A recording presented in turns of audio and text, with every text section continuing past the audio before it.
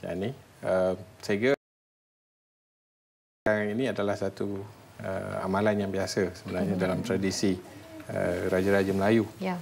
Tetapi di Perak ini ada beberapa lah. Contohnya sebelum seseorang raja yang mangkat itu dimakamkan, jadi seorang penggantinya harus dinamakan. Dan selepas itu barulah penyempurnaan kepada pemakaman itu, proses pemakaman itu dilakukan. Jadi seperti yang Cik Said katakan tadi, Dewan Negara perlu bersidang, para pembesar, orang besar 4 dan diikuti oleh pembesar-pembesar yang lain, harus bermesyuarat dan memilih pengganti kepada almarhum Sultan Azlan ini.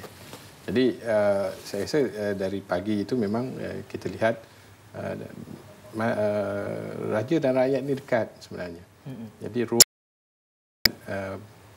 menziarahi jenazah atau menziarahi Sultan Azlan ini dibuka.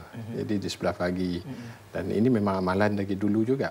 Ya. Kemudiannya ada ruang pembesar untuk bertemu dan kemudiannya raja-raja Melayu dan para pembesar yang keutamaan yang di luar negara juga diberi ruang untuk menziarahi jenazah ini.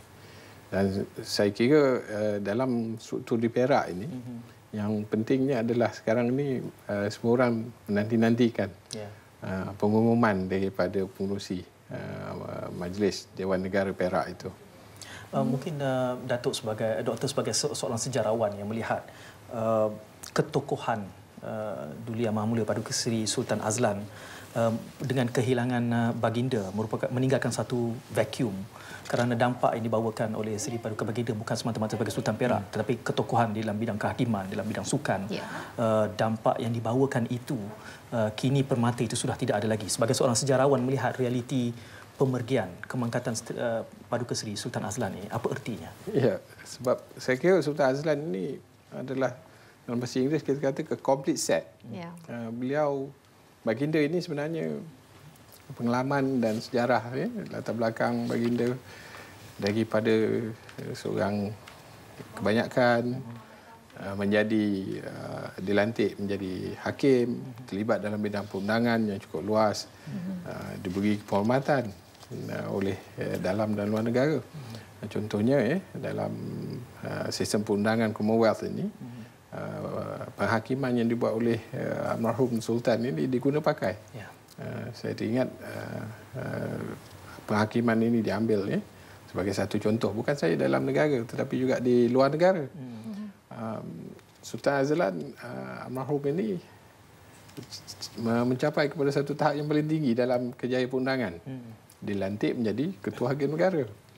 Dan kemudiannya beliau dilantik menjadi Sultan Perak.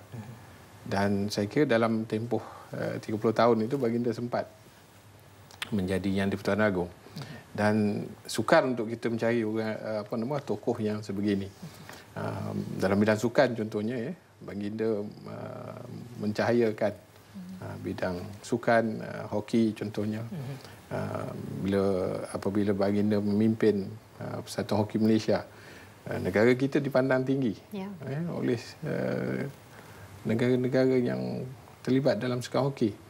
Lah baginda sebenarnya diminta untuk menerjui Persatuan Hoki dunia. Tapi saya rasa kerana tugas baginda ini banyak di negeri, jadi baginda tidak menerima tugas itu. Dan dari segi ketokohan saya kira, intelektual, baginda dilantik pernah menjadi Pro-Chancellor di Universiti Sains Malaysia. Kemudian dilantik jadi Chancellor di Universiti Melaya. Dan kita lihat atas kepemimpinannya, atas nama tuanku itu sebenarnya Universiti Melaya itu terus berkembang dan dihormati. Bukan saja di peringkat serantau tapi di peringkat dunia.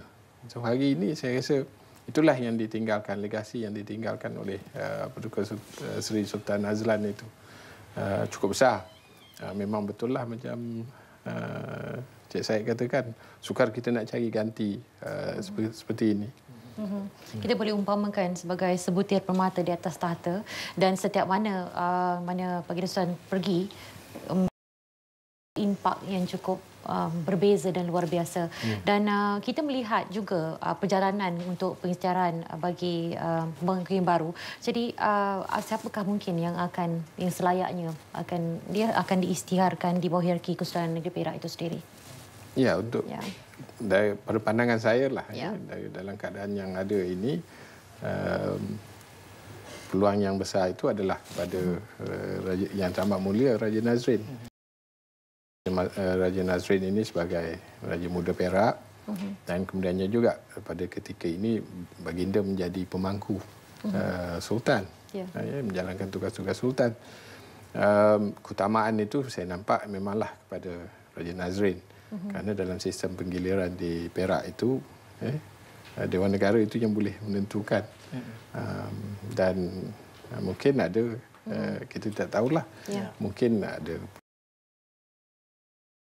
Tetapi pandangan saya juga Raja Nazrin ini sudah dilatih sebenarnya oleh Paduka Seri Sultan Perak ini, Sultan Azlan, untuk menjalankan tugas-tugas sebagai seorang sultan. So ada kelebihan pada Raja Nazrin. Tapi kita tidak boleh nafikan peluang bagi yang lain itu juga ada. Dia ada dinamika yang tersendiri di dalam menentukan dan juga prosedur. Kita menantikan dengan penuh debaran menjelang 2.30 petang yang dikatakan jadual bila mana pengisytiharan akan dibuat. Dan Hani, kita akan berehat seketika sambil kita menginsafi bait-bait kata yang bakal dibaca menerusi ayat suci Al-Quran. Jadi kita berehat seketika dan kita hayati ayat suci Al-Quran Al-Karim. أعوذ بالله من الشيطان الرجيم بسم الله الرحمن الرحيم